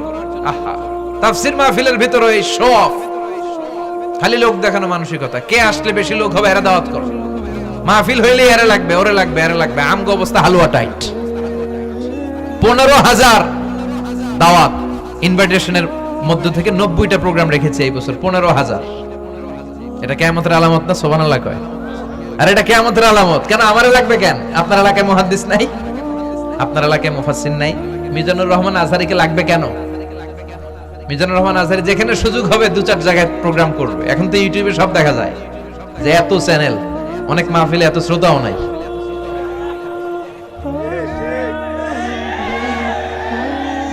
কথা কন। এখন কোথাও যেতে পারি না। আজকে এয়ারপোর্ট থেকে আসার পথে, এয়ারপোর্ট থেকে বের হইতে লাগতেছে আধা ঘন্টা। লোকজনের দাবি হচ্ছে হুজুর সেলফি তুলবো, সেলফি তুলবো, তাও বিভিন্ন অঙ্গভঙ্গি করে, এরকম মুখ বাঁকা করে, এরকম হাত বাঁকা করে। আমি বললাম কি স্টাইল? কয় এটা গ্যাংনম স্টাইল। আছে না নাই? তো এগুলো লৌকিকতা যেন না হয়। এটা তো দিনের দাওয়াতের একটা সেক্টর, একটা প্ল্যাটফর্ম। এখানে ভুইগড়ের যিনি সবচেয়ে বড় খতিব সাহেব হুজুর, উনি আসলেই চলবে। বড় আলেম উনি আসলেই চলবে। পাবনা জেলার বড় আলেম পাবনায় কথা বলবে, আর অন্যান্য জেলার যদি সুযোগ হয়। কিন্তু এমন ভাবে এটারে আমরা একটা আক্রমণাত্মক জায়গায় নিয়েছি। একটা ডেটের জন্য মানুষ সিআইপি ভিআইপি দিয়ে ট্রাই করে, এটা ঠিক না। এই টেন্ডেন্সি থেকে আমরা যেন বেরিয়ে আসি। আমরা, আমাদের দরকার ইখলাস। কি দরকার? ইখলাসের বড় অভাব। আবার মাহফিলে গেলে আমাদেরকে অনেক ক্রাইটেরিয়া দেয়, বলে হুজুর আপনার কিন্তু আজকে কাঁপাইতে হবে। আমি আসছি কোরআন থেকে কথা বলতে, এখানে কাঁপাকাঁপি হলে তো ভূমিকম্প হয়ে যাবে। কথা বলেন। আবার বলে হুজুর আপনার কিন্তু আজকে জমাই দিয়া যাইতে হবে। কি করতে হবে? জমাইতে হবে। তো এগুলোর সাথে ইখলাসের কোনো সম্পর্ক আছে? আবার বলে হুজুর কেউ যেন না ওঠে, আপনার কিন্তু ধরে রাখতে হবে, মানে আমনে করে সবাইরে ধরে রাখতে হবে, পা ধরে থাকেন। এগুলোর সাথে হেদায়েতের কোনো সম্পর্ক, এজন্যই তো সমাজে হেদায়েত নাই। মাহফিলের পরে মাহফিল হয়, ফজরের নামাজটা ঠিকমতো হয় না। হেদায়েত শূন্য, হেদায়েত নাই, ইখলাস নাই। কি উদ্দেশ্যে শুনতেছি এটা যেন খেয়াল করে আমল করতে পারে, এই টেন্ডেন্সিটা নাই। আসুন আমরা একটু থামি, স্টপ, থামেন, অনেক হয়েছে। আন্না ইসলাম কি বলে, কি শিখাতে চায়, কি বুঝাতে চায়, ওইটা বোঝার চেষ্টা করেন, ওইভাবে মানার চেষ্টা করেন। কে কি বললো দেখার দরকার নাই, এত লোক জড়ো হওয়ার দরকার নাই। আজকে যদি চ্যানেল একটাও না থাকতো, 10 জন বসে যদি আমার কথা শুনতো, কোনো সমস্যা আছে? কথা বলেন। এজন্য হেদায়েতটা সবচেয়ে বেশি জরুরি, ইখলাসটা জরুরি, আল্লাহর প্রতি ভয়, আস্থা, ভালোবাসা, এটা বেশি জরুরি। আল্লাহ তুমি ইখলাস দিয়ে আমাদের হৃদয়টাকে পূর্ণ করো। তাহলে এই যে লোক যে চেয়ারে বসার যোগ্য না, ওই লোক যদি ওই চেয়ারে বসে, কিয়ামতের আলামত আছে না নাই? চেয়ারম্যান হওয়ার যোগ্যতা যদি না থাকে, যদি চেয়ারম্যান হয়ে যায়, নেতা হবে তারা যারা মানুষকে খেদমত করবেন। খেদমত করার জন্য 1.5 কোটি টাকা খরচ করে চেয়ারম্যান ইলেকশন করে, 5 কোটি টাকা। এগুলো কেন?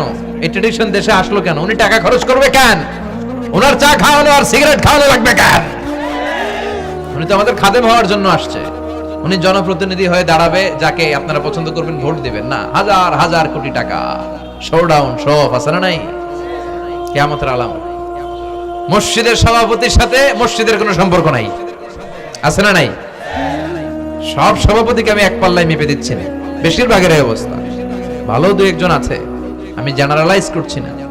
সভাপতি তো হবেন তিনি যার সাথে মসজিদের দরদ বেশি, মায়া বেশি, মসজিদে যায় বেশি, ঠিক কি না? এখন বছরে ওনারা একবার খুঁজে পাওয়া যায় না, উনি সভাপতি, উনি সেক্রেটারি, উনি ক্যাশিয়ার, আছে না নাই?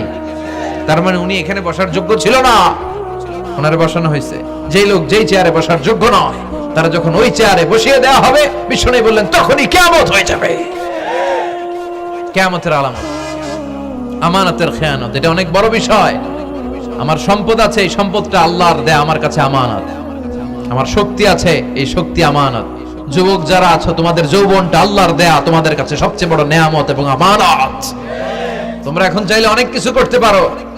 তোমাদের একটা সদিচ্ছা তোমাদের এলাকাটারে জান্নাতি বানিয়ে দিতে পারে।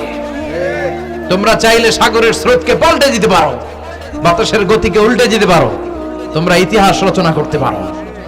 বিশ্বনবী যখন তোমাদের মতো যুবক ছিল, তিনি হালাফুল ফুদুল যুব সংঘ করেছেন। গানের কনসার্ট করে নাই, যাত্রাপালা করে নাই, নাচানাচি করে নাই। উনি হাতে হাত রেখে বলেছেন, মক্কার বুকে কোনো টেন্ডারবাজি থাকবে না, মক্কার জমিনে কোনো চাঁদাবাজি থাকবে না, ধর্ষণ থাকবে না, মক্কার জমিনে কোনো দুর্নীতি চলবে না। যুবকদেরকে নিয়ে উনি এই কাজগুলো করেছেন। এখন একটার পর একটা আমানত আমরা খেয়ানত করে চলি। আমার সম্পদ আমার আমানত, আমার ছেলে মেয়ে আমার আমানত। আমার ছেলে কার সাথে মিশে, ও ডিশের কোন চ্যানেল দেখে, ও ইউটিউবে কোন সাইট ব্রাউজ করে, এটার ব্যাপারে কিয়ামতের দিন আমার জিজ্ঞেস করবে কে? কারণ এটা আমানত। যিনি চেয়ারম্যান, পুরো ইউনিয়ন পরিষদ তার কাঁধে আমানত। যিনি এমপি, ওনার এলাকায় কি ঘটে না ঘটে এটা খোঁজ খবর নেওয়া তার আমানত। মেম্বার অফ দ্য পার্লামেন্ট যিনি আছেন এই এলাকার, তার এলাকায় যদি ইয়াবার আড্ডা বসে, গাঞ্জার আসর বসে, এটার দায়ভার তিনি এড়াতে পারেন না। তার এলাকায় ধর্ষণ হলে এটার দায়ভার তিনি এড়াতে পারেন না। এটা তো আমানত। যিনি মন্ত্রী, পুরো মন্ত্রণালয় এটা তার কাঁধে আমানত। যিনি মাননীয় প্রধানমন্ত্রী, আমার 56,000 বর্গ মাইলের প্রতিটা ইঞ্চি মাটি তার হাতে আমানত। এটা অনেক বড় বিষয়। আর মুমিনের বৈশিষ্ট্য হচ্ছে ওয়াল্লাযীনা হুম লিআমানাতিহিম ওয়া আহদিহিম রাউন। যারা বিশ্বাসী তারা কথা দিয়ে কথা রাখে আর আমানতের খেয়ানত করে। এজন্য আমানত পূর্ণ করতে রাজি আছেন? যেখানেই আমানত নষ্ট হবে সেখানেই কিয়ামতের ভয় আছে না নাই? দেখেন বিশ্বনবী কত চমৎকার করে দার্শনিকের মতো বলে গেলেন, যাই বলে গেলেন তার পুরোটাই সমাজের সাথে মিলে যায়। আমরা যেন আমানতের খেয়ানতকারী না হই, আমরা যেন আমানতকে সংরক্ষণ করতে পারি। আল্লাহ তুমি তৌফিক দাও। এরপর বিশ্বনবী বললেন, আত-তাচাউল ফিল বুনিয়ান, কিয়ামতের আগে বড় বড় টাওয়ার বানানোর প্রতিযোগিতা শুরু হয়ে যাবে। আছে না নাই? আজকে নারায়ণগঞ্জে ঢুকে, এটা যে নারায়ণগঞ্জ এটা আমি চিনতেই পারতেছি না। এত সুন্দর হাইওয়ে, এত বিল্ডিং, বিশাল বিশাল টাওয়ার। আগে ছিল এগুলো? কথা বলেন। আরব বিশ্বে দেখবেন বুর্জ আল খলিফা, জমজম টাওয়ার, এই টাওয়ার ওই টাওয়ার, একটার পর একটা টাওয়ার।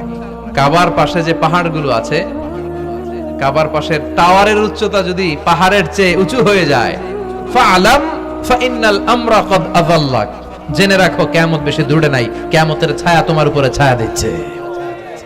এখন মক্কা শহরের পাহাড়ের চেয়ে হাইট বেশি এরকম বিল্ডিং আছে না নাই? কাবা ঘরের পাশেই তো একটা আছে, জমজম টাওয়ার, 120 তলা উঁচু। দি মক্কা রয়্যাল ক্লক টাওয়ার 120 তলা, বিশাল বড় ঘড়ি লাগানো। এগুলো সব কিয়ামতের আলামত। ওর 5 তলা, আমার লাগবে 10 তলা। ওর 2টা গাড়ি আছে, আমার লাগবে 4টা গাড়ি। ও তাহাজ্জুদ পরে আমারও যে পড়তে হবে, ওই টেনশন নাই। ওর মেয়ে হেজাব পরে, আমার মেয়েটারও হেজাব পড়াবো, ওই চিন্তা নাই। ওর ছেলে নামাজে যায়, আমার গাঞ্জা খট্টারও নামাজে বানাবে, এই টেনশন করে না। খালি সম্পদ কেমনে বাড়াবে, দুনিয়াবি চিন্তা। এই পৃথিবীটা একটা ধোঁকা। ভুইগরের ভাইরা, এই পৃথিবীটা একটা ধোঁকা। একটু থামেন, sit down and think about death. মৃত্যু সম্পর্কে ভাবেন। The most certain thing in our life is death. আমাদের জীবনের সবচেয়ে সুনির্দিষ্ট নিশ্চিত বিষয়টা হচ্ছে মরণ। মরা লাগবেই, চলে যেতে হবে, ঠিক কিনা? কিন্তু এই দুনিয়ার মায়াজালে আটকে পড়ে আমরা আখিরাতকে, মৃত্যুকে বেমালুম ভুলতে বসেছি। বিশ্বনবী বললেন কিয়ামতের আগে মানুষের এই টেন্ডেন্সি হবে, মানুষ বড় বড় ইয়াতাতাওয়ালুনা ফিল বুনিয়ান, people will start to compete constructing high rises building in the cities. সমাজে বড় বড় টাওয়ার বানানো শুরু করে দেবে। এটা আছে না নাই? এরপর বিশ্বনবী বললেন যুহুরুন নিসা আল কাসিয়াত আল আরিয়াত আল মাইলাত আল মুমিলাত, কিয়ামতের আগে পোশাক পরিহিতা নেকেড উলঙ্গ নারীদের সংখ্যা বেড়ে যাবে। বিশ্বনবী বললেন কাসিয়াত আল আরিয়াত আল মাইলাত আল মুমিলাত, পোশাক পরিহিতা উলঙ্গিনী, মানে বোরকাও পড়বে, বোরকাওয়ালি। তিনি বোরকা পড়েন কিন্তু টাইট ফিটিং বোরকা, আছে না নাই? তো এতে আপনি, আমার মায়েরা, আমার বোনেরা, আমি আপনাদেরকে সবসময় সম্মান দিয়ে কথা বলার চেষ্টা করি, একটু বোঝেন। এই যে আপনি টাইট ফিটিং এর বোরকাটা পরলেন, এতে লাভটা হলো কি?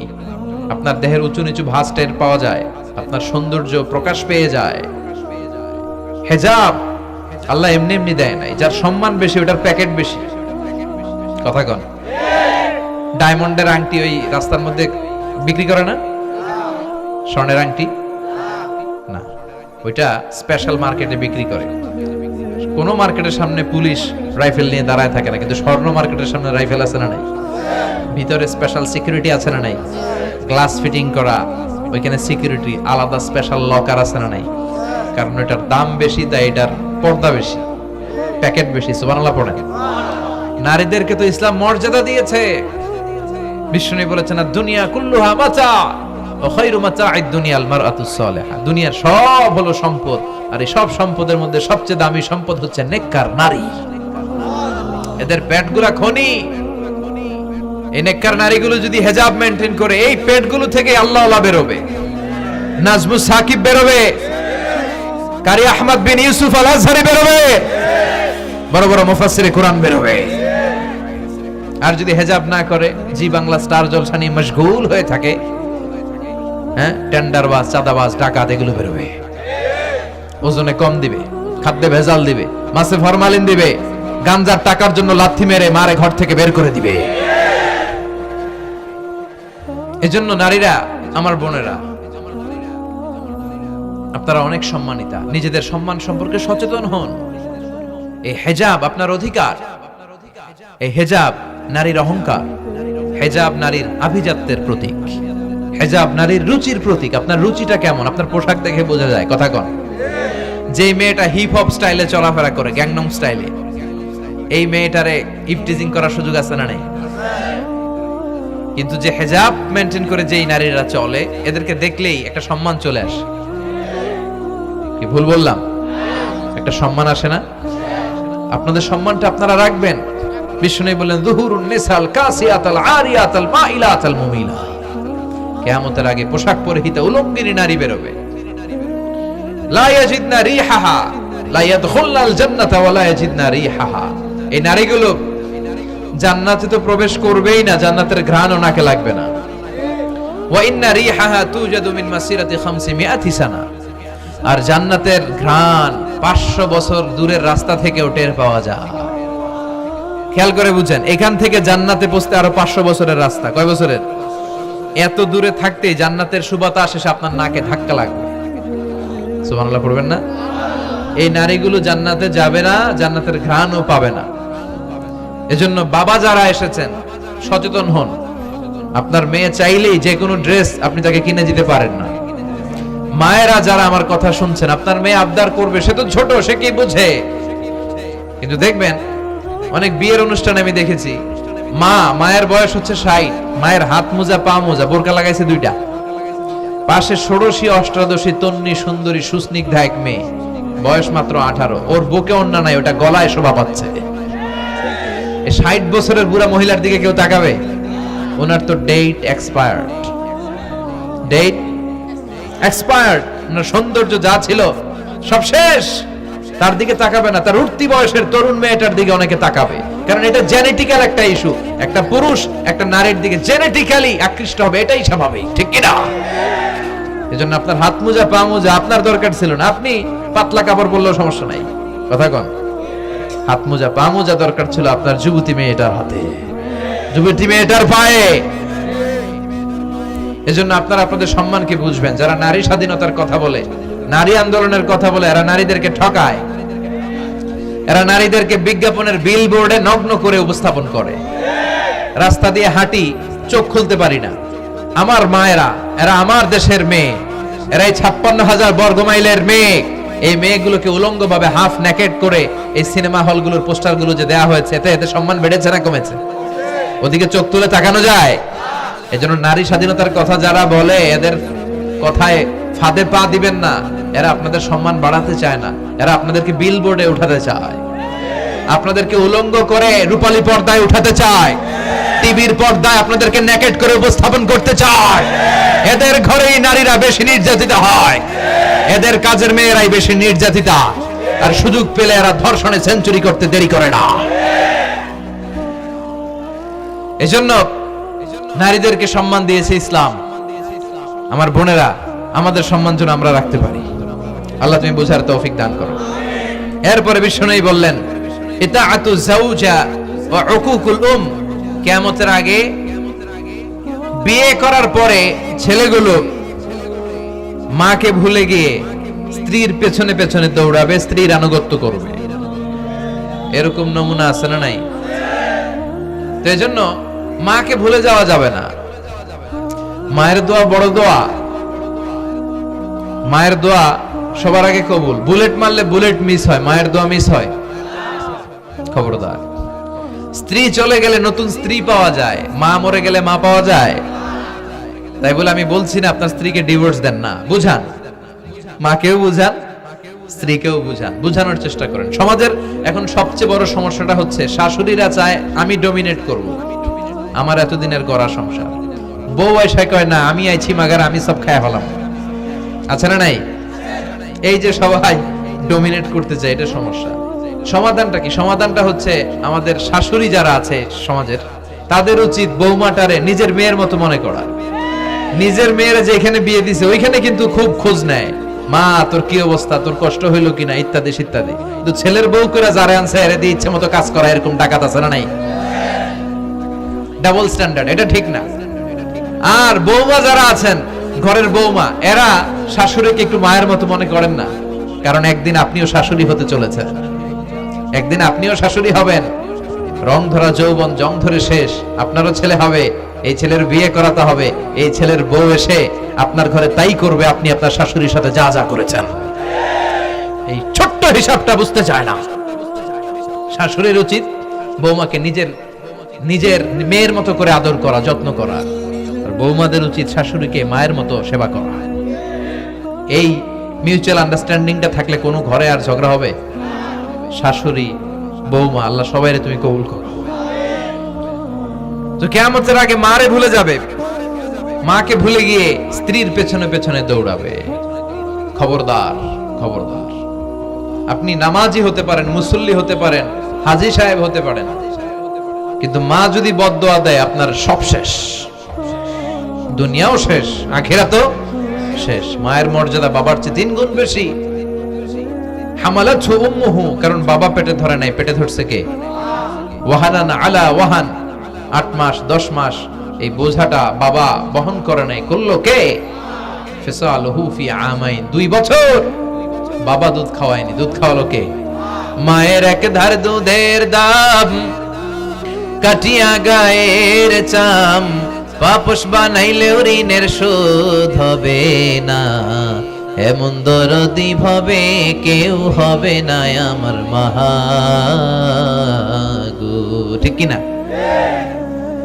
লাউ কাতা'তা জিলদাক, আপনার গায়ের চামড়া কেটেও যদি মায়ের পায়ের জুতা বানিয়ে দেন, কি বানিয়ে দেন?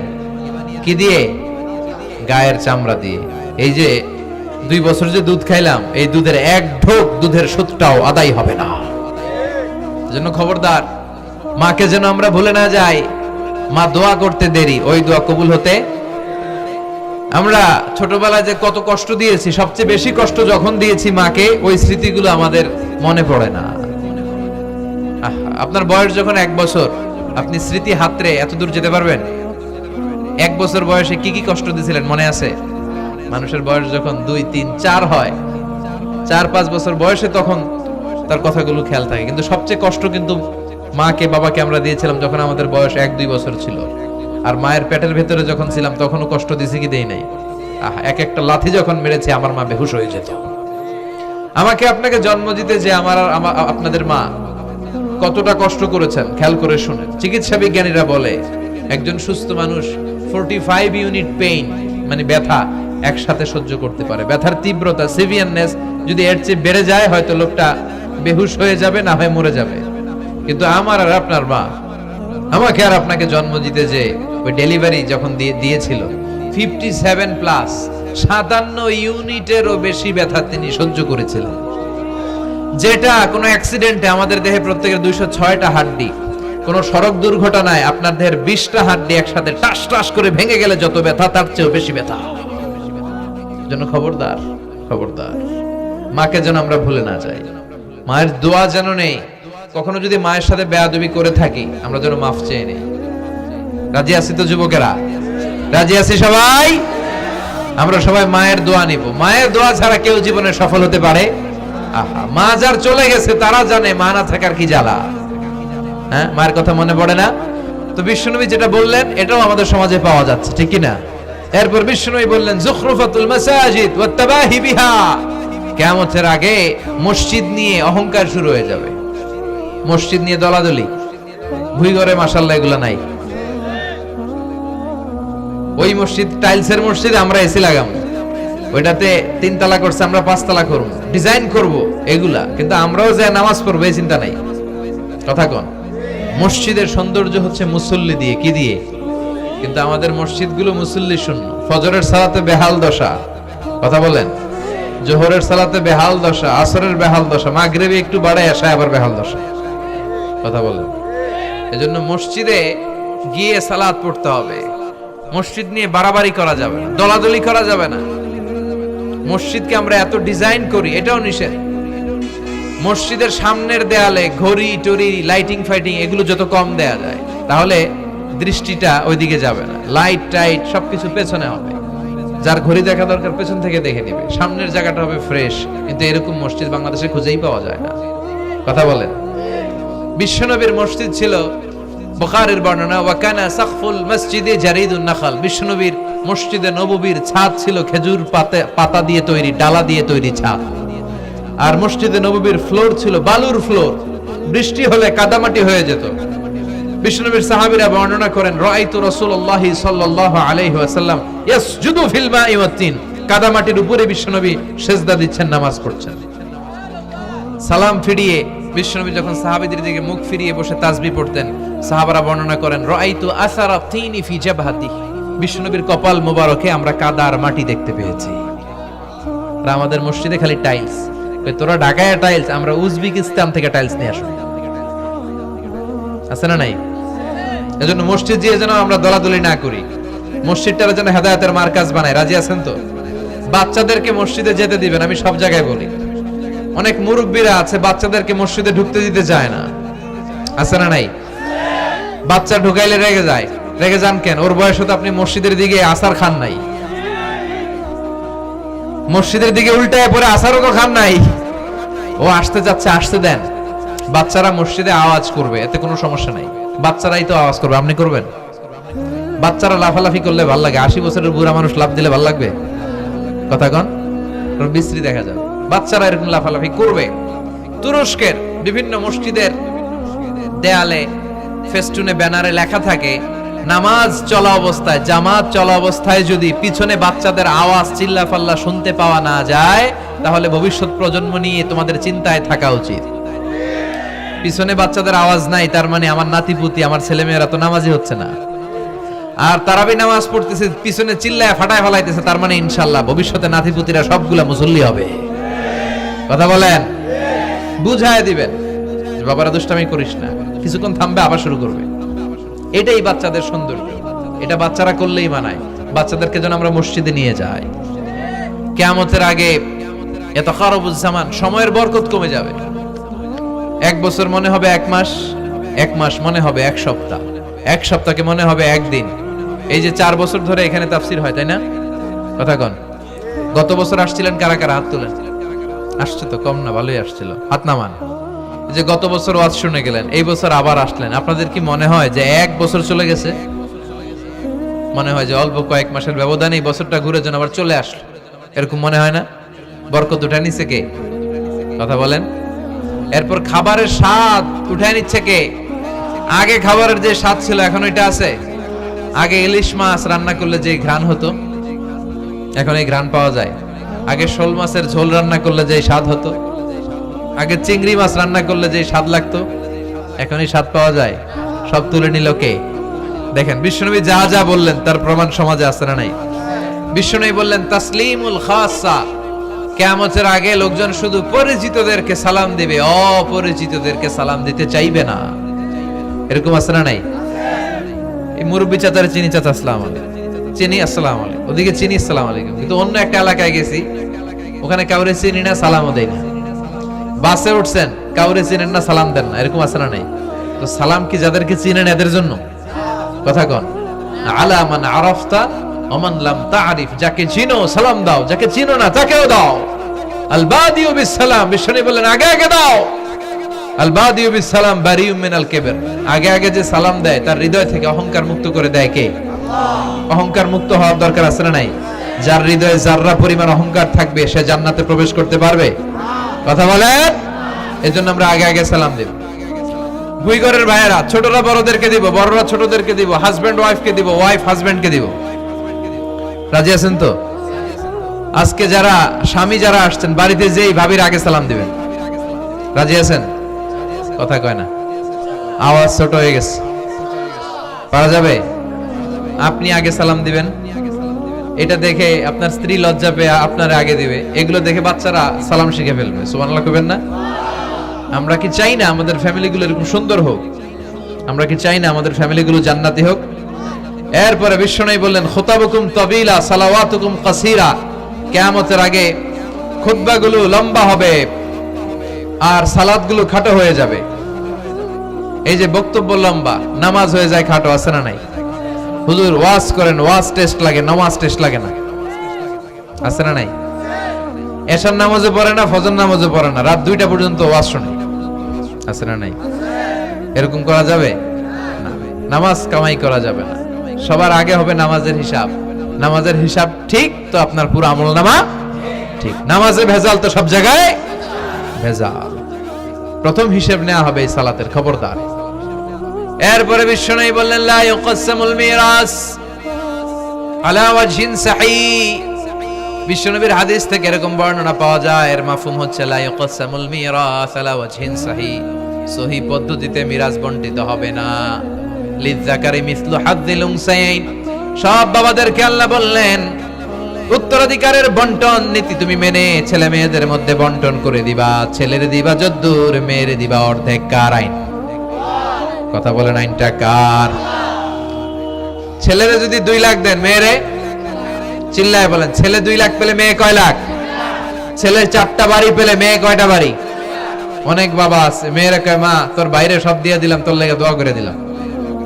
হাত তুলছে এমনি, মেয়ের লেগে কি করে দেয়, আর ভাইরে সব দিয়ে দেয়। এগুলো ডাকাত, এগুলো কি ভুই ঘরে মাশাআল্লাহ এরকম ডাকাত টাকাত নাই। দোয়া তো আপনি সবাইরই করবেন। ছেলে যেটা প্রাপ্য দিয়ে দেন, মেয়ে যেটা প্রাপ্য দিয়ে দেন, তারপরে হাত তুলে দোয়াও করে দেন। কথা বলেন। অনেক মা আছে ছেলেরে বেশি খাওয়ায়, মেয়েরে কম খাওয়ায়, আছে না নাই? ছেলের পাতে মুরগির রান, মাইয়ার পাতে মুরগির ঠ্যাং, আছে না নাই? দেখবেন ওই মা বাবার হয়তো অনেক সময় শেষ কালটা ছেলের বাড়িতে কাটে না, কাটে মেয়ের বাড়িতে, আছে না নাই? কারণ প্রকৃতিরও একটা মায়ের আছে না নাই? শেষ মাইরটা আল্লাহ দিবে। শেষ মাইরটা কার? আল্লাহ ছাড় দেয়, ছেড়ে দেয় না। আল্লাহ কি দেয়? কি দেয় না? আল্লাহর সব মনে থাকে। আল্লাহ শেষ খেলাটা খেলে দিবে, চিল্লায় বলেন ঠিক কি না? বাবা মা যারা আছেন সাবধান, উল্টাপাল্টা করেন না। এগুলো নিয়ে কত বিচার যে আমাদের কাছে আসে, কত মাসালা যে আসে, কেন করেন এগুলো? সমানভাবে আপনি ইনসাফ করেন, কিয়ামতের দিন আপনার বিচার করার সময় আল্লাহ আপনার উপর ইনসাফ করবে। আপনি ঠকাবেন, আল্লাহ আপনার 14 গোষ্ঠী উদ্ধার করে ছাড়বে। তিনি ভুলে যান না, তিনি ছাড় দেন, ছেড়ে দেন না। এজন্য মিরাসের যে বন্টন পদ্ধতি, আমরা যেন ইসলামের দেয়া পদ্ধতি অনুসরণ করি। আল্লাহ তৌফিক দাও। কিয়ামতের আগে ভূমিকম্প বেড়ে যাবে, আছে না নাই? কিয়ামতের আগে আত্মহত্যা বেড়ে যাবে, আছে না নাই? কিয়ামতের আগে ঢোল বাদ্য নাচানাচি বেড়ে যাবে, আছে না নাই?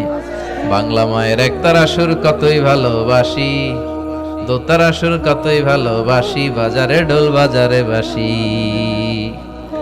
বিষ্ণুই বললেন বইস্তু আন উকাসসিরাল মাযামির, আমি ঢোল বাদ্য তবলা হারমোনিয়াম এগুলোরে ভেঙে মাটির সাথে গুড়িয়ে দেওয়ার জন্য এসেছি।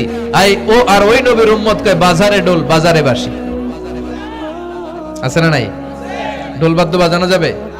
এই হাই বিটের মিউজিক আপনি শুনলে আপনার অন্তরে নেফাকি তৈরি হবে। নামাজে মজা পায় না, হুজুর নামাজে মজা পায় না। তুমি আজীবন শোনো কুচ কুচ হোতা হ্যায়, তো তুমি নামাজে মজা পাইবা কেমনে? আজীবন শুনে কি কুচ কুচ হোতা হ্যায়। এখন নামাজে মজা পায় না, জিকির করে মজা পায় না, তেলাওয়াতে মজা পায় না, মজা নাই, মনোযোগ নাই। হৃদয়টাকে তুমি শয়তানের আখড়া বানিয়েছো, তুমি সালাতে প্রশান্তি পাবে কি করে? এজন্য এই মিউজিক্যাল ইনস্ট্রুমেন্ট থেকে দূরে থাকতে হবে। এগুলো অন্তরে নেফাকি তৈরি করে। আপনি দফ বাজাতে পারবেন? দফ চিনেন? ঢোলের দুই দিক আটকানো, দফের এক দিক আটকানো এক দিক খোলা, এটা বাজিয়ে আপনি নাশিদ পরিবেশন করতে পারবেন, সমস্যা নাই। বিশ্বনবী বিয়ের ক্ষেত্রে বলেছেন আলিনু আন নিকাহ বিদ্দুফুফ, এই দফ বাজিয়ে দফের ব্যান্ড পার্টি করে বিয়ের ঘোষণা দিয়ে দাও। ঈদের দিন বিশ্বনবী শোয়া, কিন্তু ছোট্ট মেয়েরা এসে দফ বাজিয়ে নাচ গান করতেছে, ছোট মেয়েরা। সাইয়েদনা আবু বকর দেখে রেগে গেলেন, আমিজবারু শাইতানি ফি বাইতি রাসূলিল্লাহ, আল্লাহর নবীর ঘরে শয়তানের বাদ্য। বিশ্বনবী বললেন দাহু ইয়া আবু বকর, আবু বকর রাখো, ইন্না লিকুল্লি কওমিন ঈদ, সব জাতিরই তো একটা ঈদের অনুষ্ঠান আছে, হাদা ঈদুনা, আজকের দিনটা আমাদের ঈদের দিন, বাচ্চাদেরকে একটু আনন্দ উৎসব করতে দাও। এই দফ বাজালে কোনো ক্ষতি নাই। বিশ্বনবী মক্কা থেকে যখন মদিনায় হিজরতে গেলেন, কোন পথ দিয়ে আমার নবী আসবে জানার জন্য মদিনার ছেলেমেয়েরা পাগল হয়ে গেল। ওই পথে দফ নিয়ে দাঁড়িয়ে রইল। বিশ্বনবী সাইয়েদনা আবু বকরকে নিয়ে আগমন করলেন। ওরা তালা আল বাদরু আলাইনা বলে বিশ্বনবীর ওয়েলকাম জানালো। সুবহানাল্লাহ পড়েন।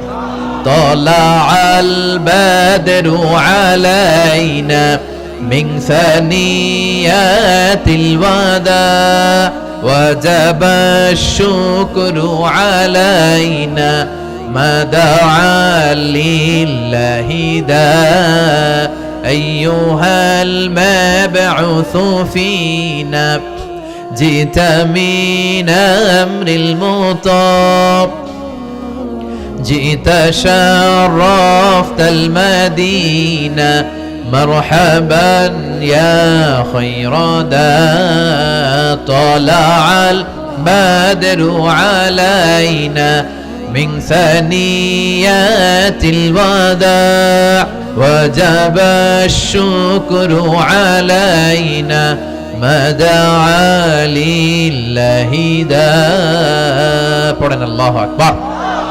আমরা যেন এই সুস্থ সংস্কৃতির প্রচার প্রসার করতে পারি। ইসলাম বিনোদনের নিষেধ করে নাই, কিন্তু বিনোদন শুড বি হালাল বিনোদন, ঠিক কিনা? আপনি অসুস্থ সংস্কৃতির চর্চা করলে ওইটা আল্লাহ অ্যাকসেপ্ট করবে না। সংস্কৃতিটা হতে হবে সুস্থ সংস্কৃতি। আল্লাহ তুমি তৌফিক দাও। বিষ্ণুবী যা যা বললেন, ভুইঘরের ভাইয়েরা, তার প্রতিটি আমাদের আশেপাশে চোখের সামনে পেছনে আছে না নেই? এটা ফিতনার যুগ। কিসের যুগ? এই যুগে আমানতের খেয়ানত হবে, এই যুগে নারীরা বেপরদা হয়ে চলাফেরা করবে, এই যুগে নিজের ঈমান বাঁচানো কঠিন হয়ে যাবে। এই কঠিন বিপদের সময় আমাদেরকে বাঁচাতে পারে দুইটা জিনিস শুধু আমাদেরকে বাঁচাতে পারে। এক হচ্ছে আল্লাহর কোরআন, দুই হচ্ছে বিশ্বনবীর সুন্নাত। ঠিক কিনা? এই দুইটা জিনিসকে মারির দাঁত দিয়ে আঁকড়ে ধরে রাখতে হবে, তাহলে সে পথভ্রষ্ট হওয়ার কোনো সুযোগ। This Quran and Sunnah hour way to জান্নাহ। ঠিক কিনা? আওয়াজ করে আমার সাথে পড়েন, কোরআন and Sunnah hour way to জান্নাহ। আওয়াজ বাড়ায় দেন, পড়েন, কোরআন and Sunnah hour way to জান্নাহ। এই কোরআন সুন্নাহ আপনাকে জান্নাতের ওয়েতে উঠায় দিবে, রাস্তায় উঠায় দিবে।